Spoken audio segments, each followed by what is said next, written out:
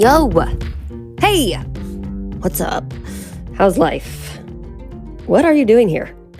I hope you're here to listen to this podcast because that's all that's happening. Welcome to Everything's Relative. I'm Eve Sturgis, and I'm here to talk about DNA discoveries, DNA surprises, and the DNA test results that make you go, what?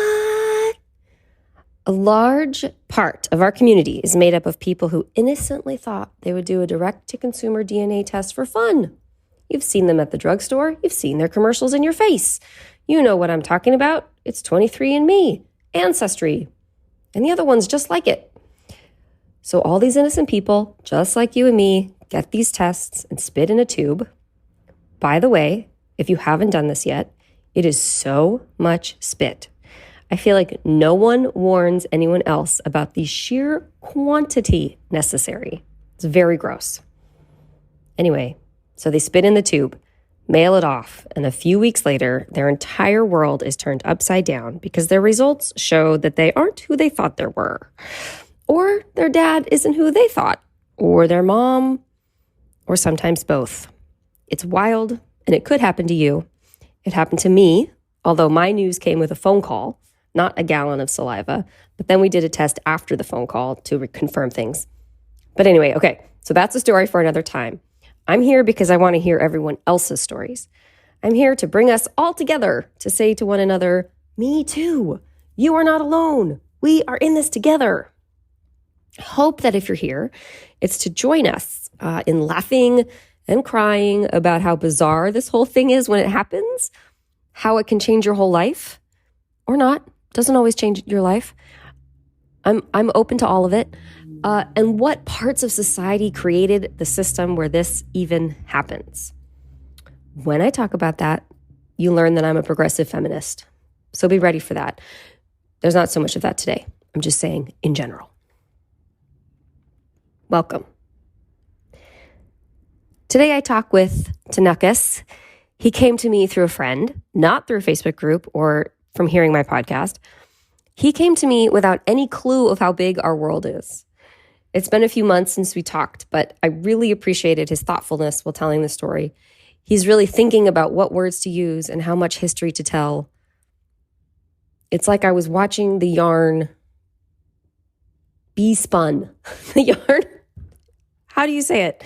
It's like I was watching him spin the yarn as he spoke.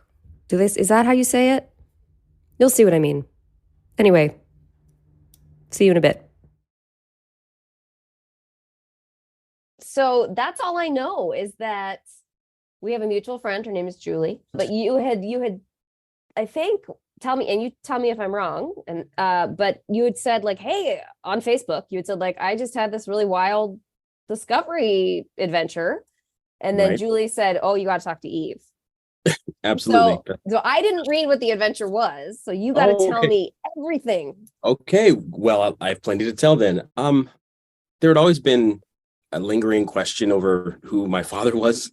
I'm the oldest of three boys, and there were like whispers whenever we go to see like the extended family. Like I remember there's a picture in the photo album that was in the living room where it had this guy, and it's a special significance. And I don't know what it was. Like one of my mom's old boyfriends, I don't know, but there were like whispers that could be your father sort of thing. To the point where, as I grew up, at one point, pretty much everyone in my life had pulled me aside and been like, Kenny is not your father. Even Kenny. At one point, it was just him. Yeah. At one point, it was just him and I living together when my parents were going through their divorce. And he told me all kinds of things you shouldn't tell a 12-year-old. But oh, God, you were 12? Kenny! Yeah, I know. Tell me about it.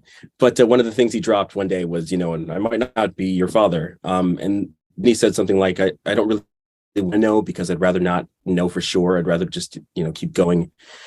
And to tell you the truth, that's kind of the way that I operated. I mean, that was when I was 12 years old. And the way that I kind of dealt with a huge bomb of a conversation was I just kind of forgot about it. I didn't think about it. And then it just kind of disappeared until I want to say my late 30s. I was on tour and my mom was coming to visit me, and some guy from Alabama, where our extended family is from, the tour was in Nashville, so they were going to drive up from Nashville. And I started thinking, like, just, I can't even explain where it came from, but all of a sudden the idea of who is my father came like right here out of nowhere. Long story short, he was not my father. The guy in the photo album wasn't my father. My mother was the only person who said that, Kenny is my father, stuck to that. And so I was like, all right, I'll just let it lie for a little bit longer. But I was in a really awkward position because I knew that one way or the other, I was going to be upset with a parent. If it turned out that my father, Kenny, was my father, and he treated me as if I wasn't his son my entire life, I would have been really pissed. But then if he wasn't my father and my mother was telling me he was, and therefore I wasn't having these moments with my actual biological father, I would have been upset with my mother. So it's an awkward place to be like, do you really want the answer to this? Because, it's going to be rough. The deciding factor was, if Kenny was not my father, then that meant my father was getting older out there and I'd never met him. And if I didn't hurry, I might never meet him.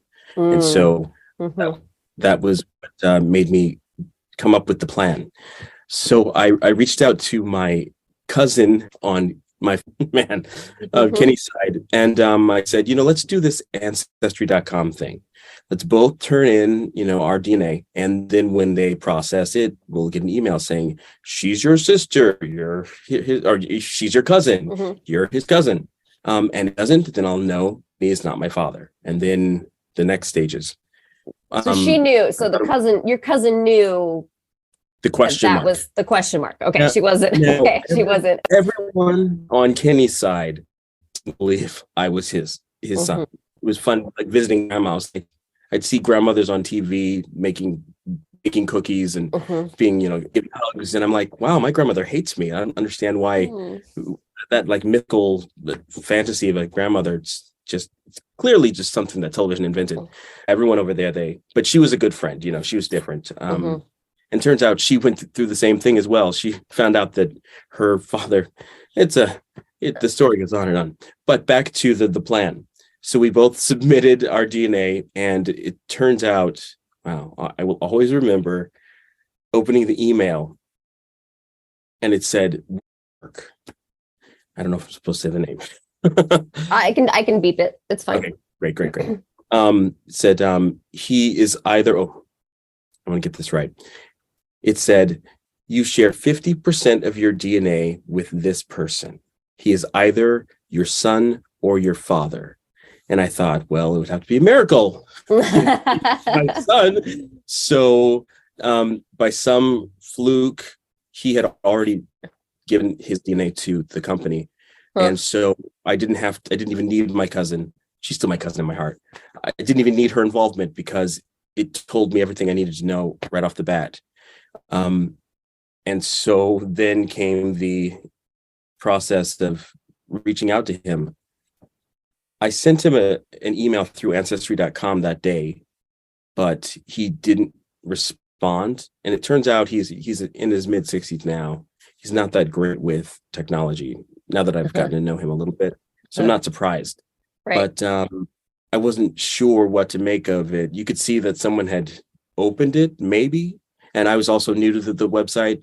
So it's like, did he open it and read it and then want to pretend it didn't happen or what? I mean, going crazy.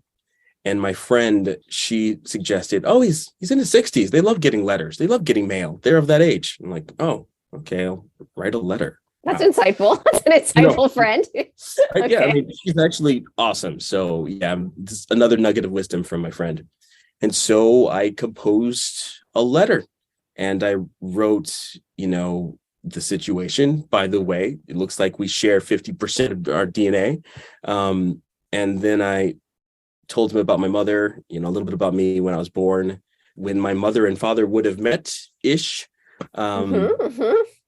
Right. And then I told him a little bit more about me, things that I like and, dislike and what I've done with my life. And he can look me up online because I'm the only person with my name. And so it's all right there for verification and stuff. And I sent it off and about a month later, I was sitting on my couch and I looked at my phone and his name showed up on my caller ID.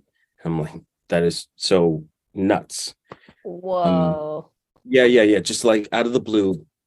Well, what are you going to do? Answer it. You're going to answer it. So it turns out it wasn't my father, but it was the brother and the sister that I never knew I had. Okay. My brother, my brother is my father and his father, they're into passing down names through the generations. So my father had, his name, and his son, he thought his only son, also shares his name. So that's why my father's name showed up, but it was my brother. And that actually brought up an interesting line of thinking, to know that in another life, my name would have been that. Oh, yeah. Out of all of them, I'm the oldest. So I would have been the first male child, and he would have insisted that I carried the name as well. So in a parallel universe, my name is something else. Yeah. Something else. That's a wild thing to think about. I've been talking with some people about names, the power of names and the strangeness of names with the identity crisis that comes with this, that people have always felt like their name was theirs, or they've never felt like their name was theirs. And now no matter what, there's a shakeup. Right. That's one I haven't thought of. Yeah. Your name would have been something else. Very unusual. And I've definitely, I claim it, you know what I mean? And to imagine myself being, not that there's anything wrong with his name, but it's so common. I don't know.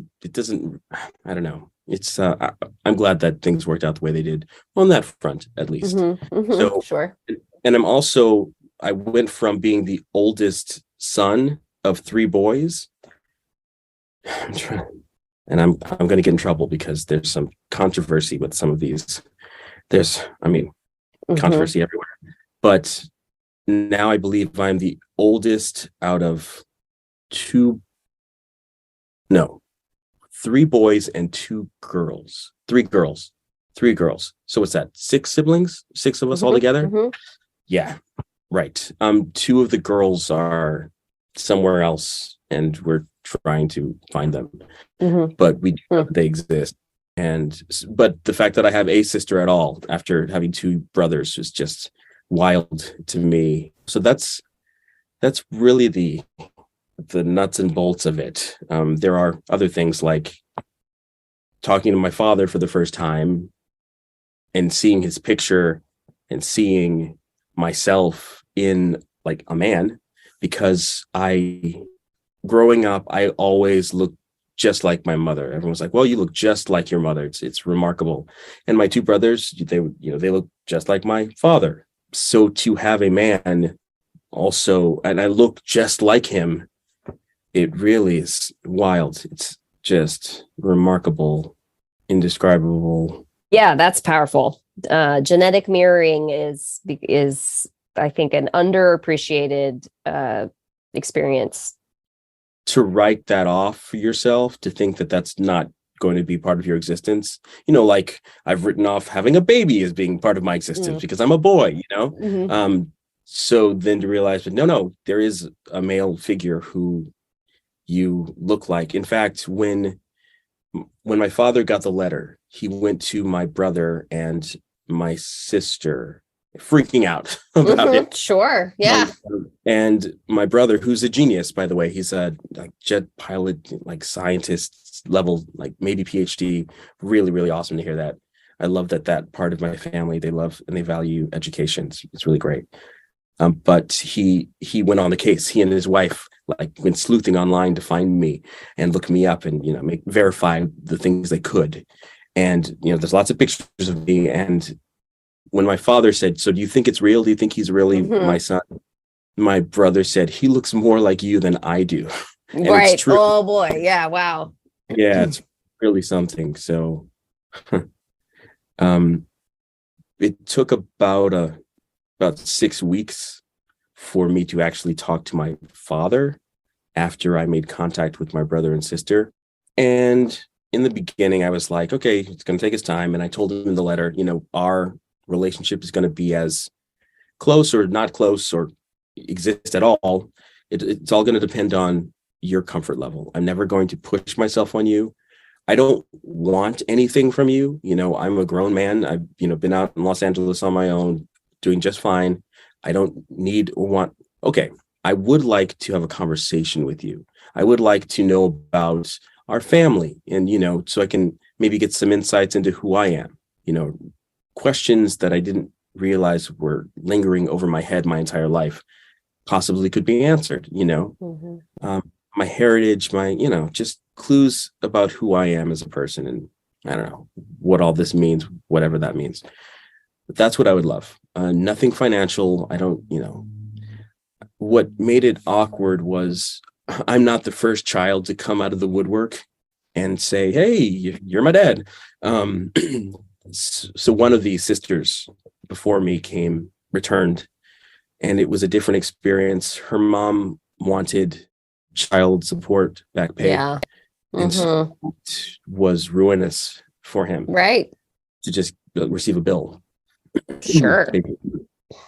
So he thought that's what I wanted. And I'm like, no. But, what a nightmare.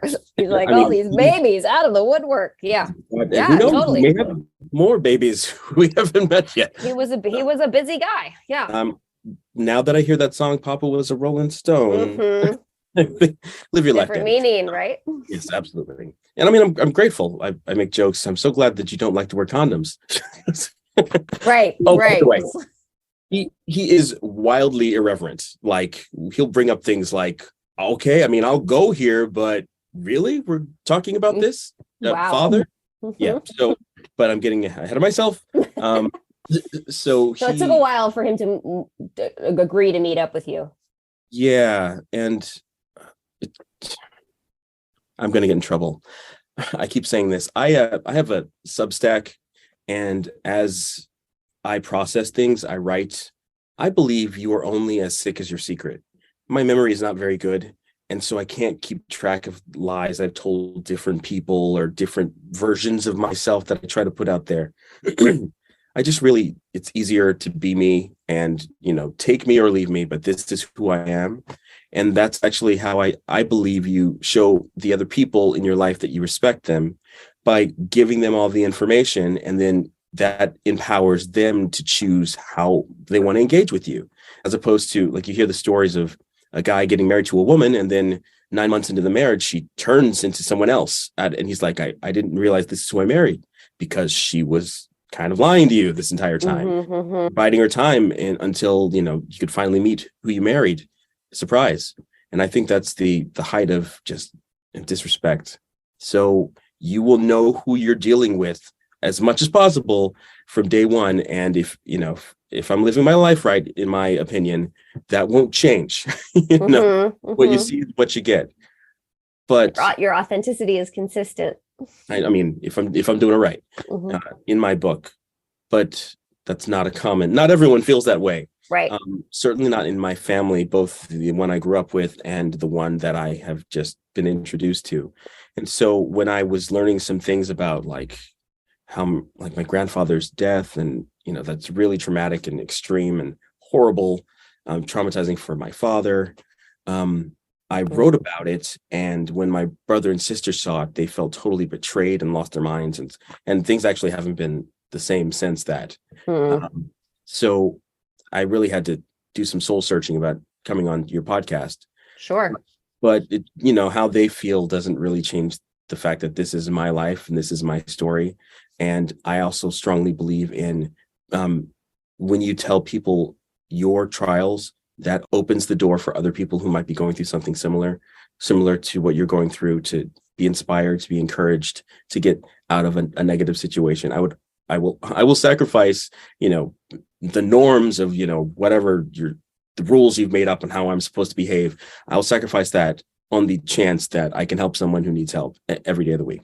Absolutely. So it's kind of you. And I agree wholeheartedly. And it's just so interesting the way that people feel, the way that different people feel variations of so exposed by historical information. Yeah, it happened. It's just a thing that happened. It doesn't have anything to do with you. Right. But but I mean, this is the height of taking it something personally. You weren't even there. And it's all, wait, and just to clarify, you said this was in your Substack? yes, my very first one. So people have to be subscribed to it Well, to read it, right? It's like a newsletter. I mean, I don't think Oh, okay. randomly look up, so I mean, it's possible, but I mean, and my little Substack, I mean, they blew it out of proportion, but I think it's the fact that it existed in writing in a place. I don't know. Who knows? Right. Whatever it was, it felt too raw and exposed, but yeah. And also, I guess they never talk about it. And I guess they were surprised that I even knew about it because my father told me about it. And I don't know. The way I feel about it, you're giving things power by trying to pretend it doesn't exist or anything. It's just a thing that happened. And so we need to learn from it and move on. So anyway, I got a little sidetracked. But it's a weird question because my father, my grandfather, the things that happened to my father and my grandfather, for me to share my story because it's also someone else's father and someone else's grandfather. Does that mean I'm not allowed to tell my story? It's complicated. It's complex. And, I've made my decision and we'll see. Maybe I won't get invited to Thanksgiving, but maybe the next one after that. We'll see. Right. Right. Who knows what kind of work they're doing on their own? Yeah, I mean, about these issues, right? Yeah, I mean no ill will to anyone. I just I want to understand what I can understand while I'm here. Do the best with what I got. Realizing that my father was actually my stepfather, and thinking about him as a stepfather has been really awkward. And actually, I will say this fine. When I first started telling people about my strange situation, everyone was like, "Oh, I'm so sorry. That must be so awful. You must feel so terrible about it." And I was like, "Actually, I feel great because the man who I thought was my father, not the best human being." And so when I realized I don't actually share one drop of blood with that human being, was incredibly just freeing, liberating. It's amazing. What's amazing is I could hear it in your voice. Like I was going to say, he's going to say freeing because like you could just see exactly. it. Your whole body just demonstrated. I'm not tethered to this human anymore, except for what I choose to allow myself to be. And I don't choose to allow myself to be anymore. So in that sense, I would have never expected such joy at such a confusing revelation, but there you have it. I think there are others that really resonates with, and that there's definitely like a sort of population of you who come from less than ideal relationships with a parent, and it's really a relief to be released of obligation or connection. What's really unfortunate is that he knew all along that I wasn't, and so, but I didn't understand what was happening. I was just there, just happy to be there. And so, I'm getting this negative energy from my grandmother, from my father. I don't know. It's just really unfortunate that adults would take out problems on a baby on a child. It's fascinating to me that the grandmother would be that. I don't know. Maybe I'm just no typecasting people. I'm typecasting people or something. But it's like, come on, to a child. Yeah, I mean, do you feel better about? I don't know. Maybe they do. Maybe who knows how the human mind works? But my human mind doesn't work that way. So it took 6 weeks for my father to finally pick up the phone and call me. And I thought it was because, feeling comfortable and, it's also big, so much, so quickly. But my father turns out has been diagnosed bipolar. And so my brother and sister wanted to protect me from that. So they didn't let me know that he had to kind of come back before he could engage me because he was on a journey. And so on the one hand, that was a relief because I thought that, suddenly I started feeling rejected all over again. And so my actual biological father doesn't want to talk to me. Great. It's awesome. But it turns out that no, he's just struggling with his own demons. And when he's gotten them under control enough, then he will reach out. And so I actually was not upset with him, but I just told him, I wish you had just been honest with me. We finally talked for the first time. Going back to my Substack, it's absolutely true. I've never met him before, but we are just alike. We're so alike. It's kind of scary. I always thought that, in the question of nature versus nurture, nurture it could be pretty, I don't know, stubborn. Whatever the nature set up, your nurture it would have more of a say in who you became. But it turns out I'm so like him, and I can't tell you how many times my sister, as we're talking, she would say, you sound just like dad. It was a broken record. It's really bizarre. I mean, the way that we see the world, the way we value education, politics, religion. I mean, it's really uncanny and a little disturbing. I would like to think that I had more of a say in who I was than my, genes, but now I'm questioning many things because of my experience. I know other people have different experiences here, but for me, it's really remarkable that I'm so much like a dude I've never met and didn't even know existed. Wow.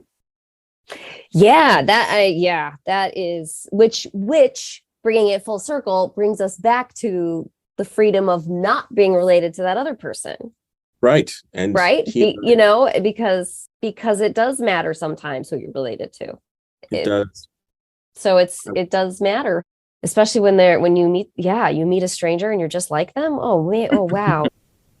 I was gonna ask, how long ago was all of this? Awesome question. I sent in I spit in a tube the last week of 2021.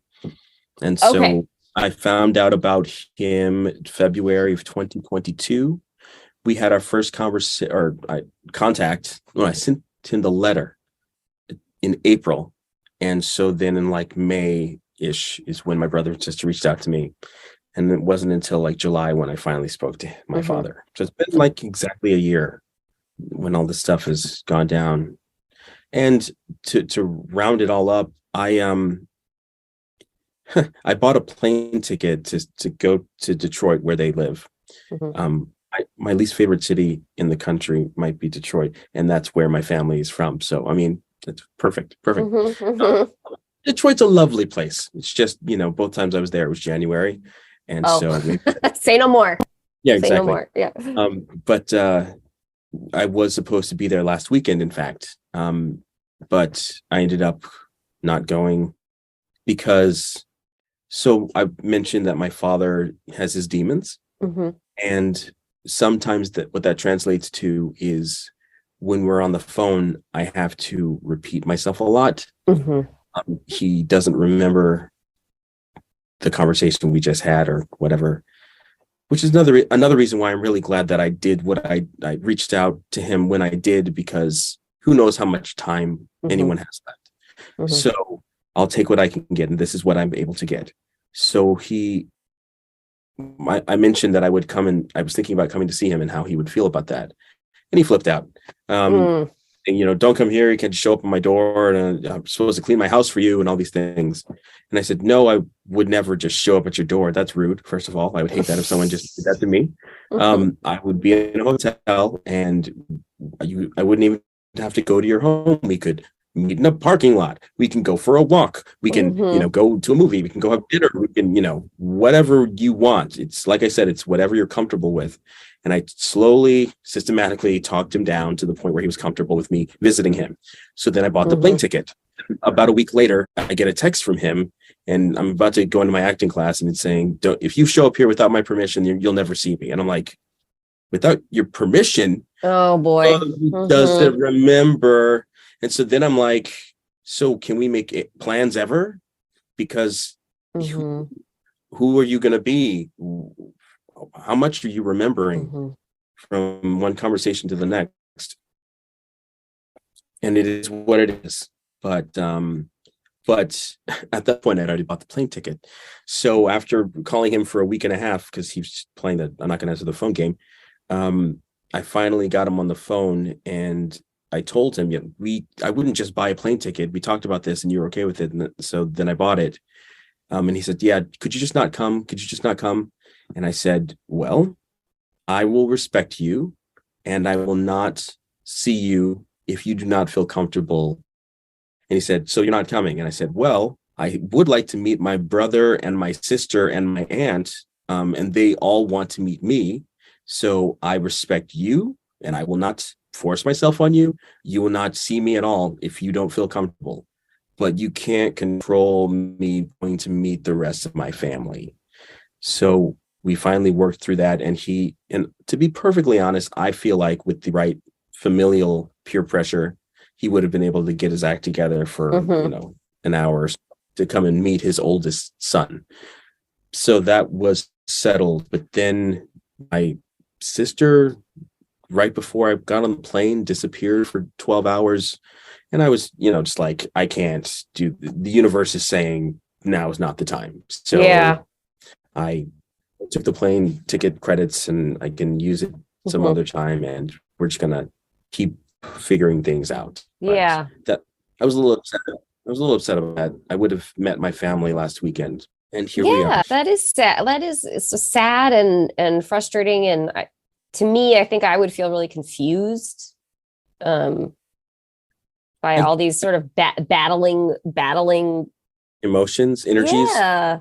Energies, people, ideas, concepts. What's a reality? I mean, I feel awkward about it too when I think about, I don't know any, I don't know any of these people, and I'm supposed to go to Detroit in January, there's a lot of angst. I don't know. But I know that it would never be worse than it will be the first time. So just get it over with. Just get it over with. Maybe my sister wasn't ready and my father wasn't ready. I don't know. So we're just figuring it out. There isn't a rule book. There's no instruction manual.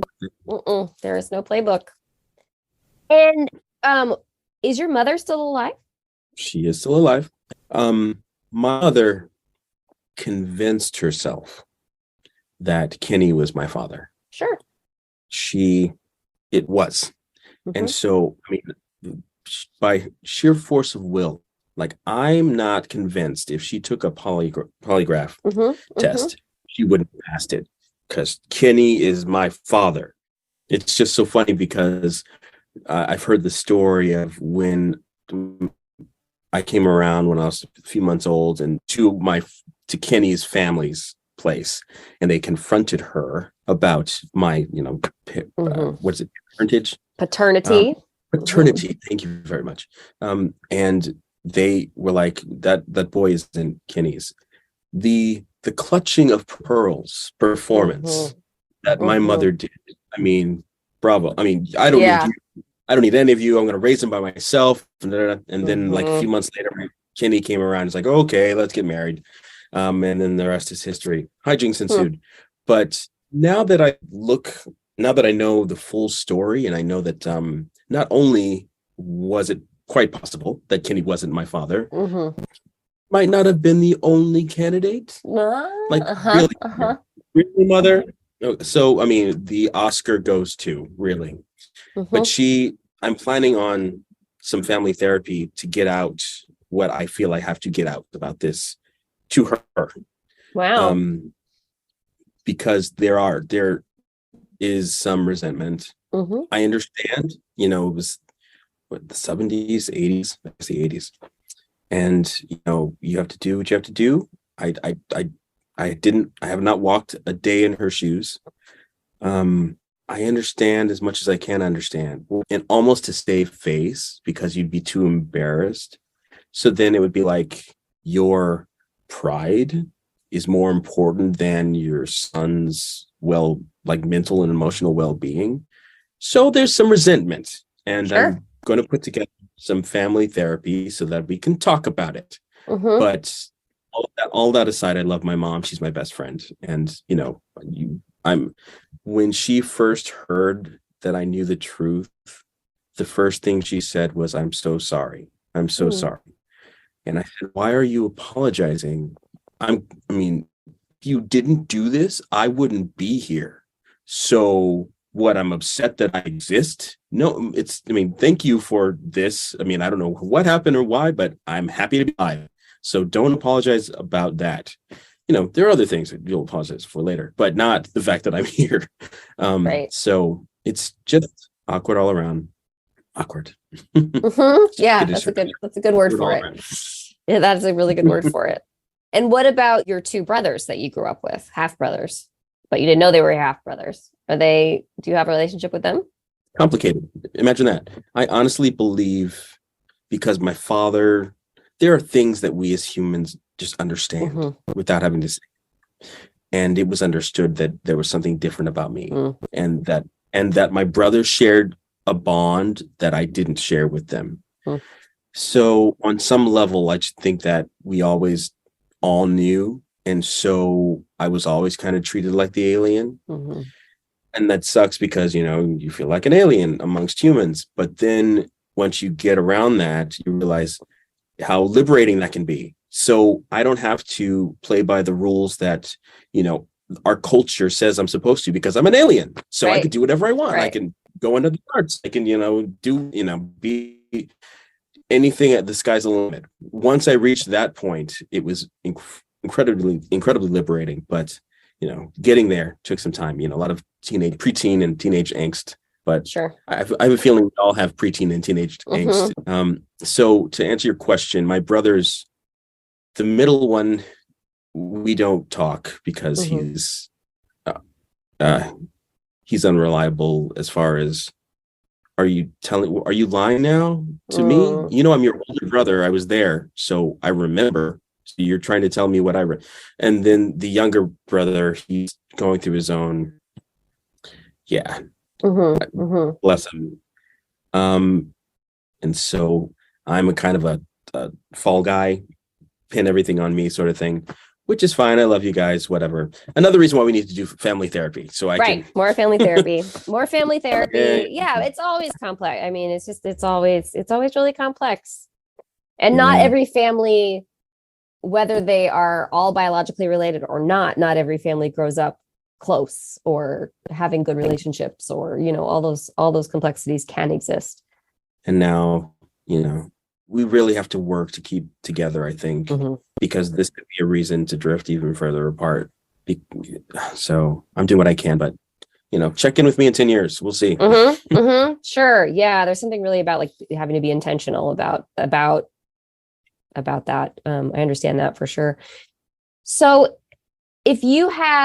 so now you've been in it a year, basically been in it a year. You're still like a newborn baby in this experience, right.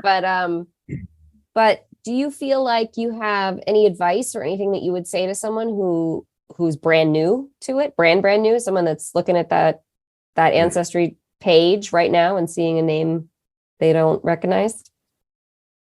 I would say that everything has changed. Nothing has changed. You're still the same person you were yesterday. If anything, you have more insights into your quirks and the things that you never could explain about yourself. Oh, you mean my father loves to read? Stays up until 5 o'clock in the morning reading random things on the internet, or whatever. It's you can get to a place where it makes you feel stronger and more yourself than ever. It takes some work, and it takes some patience, and it takes you have to be open to it, and you got to roll with it and be kind to yourself, because there's so many emotions and there's no rule book. So just allow yourself to roll with it. It's not your fault. It just is. So be kind to yourself and be patient. Yeah, that's really beautiful.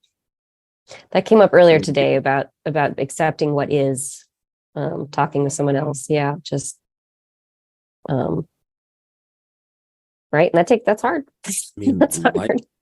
I think the secret to having as peaceful a life as possible is to just be able to accept what is. Because if you fight reality, who's gonna win? You can't change reality, even if it's not right or not fair. It is. And so the sooner you get comfortable with rolling with it and incorporating it into your existence, the smoother the rest of your time on this plane will be. I think. Yeah, I agree with you wholeheartedly. Well, thank you. Thank you for sharing your story. I'm so grateful to our mutual friend, Julie, who sent Tonnocus my way. It's been a few months since we talked. I hope his family relationships are continuing to heal as they unfold and everyone gets to know one another. And I would love to know if he has managed to get his immediate family members in a room with a therapist and how that goes. So Tonnocus, if you're listening, let me know. I actually do have his contact info and I can just send him a note. If you want to send me a note for whatever reason, you have a story to tell, or you hate the way you can hear me breathe, or you'd like to connect with a guest, you can do it all sorts of ways. Email me, eve@everythingsrelativepodcast.com.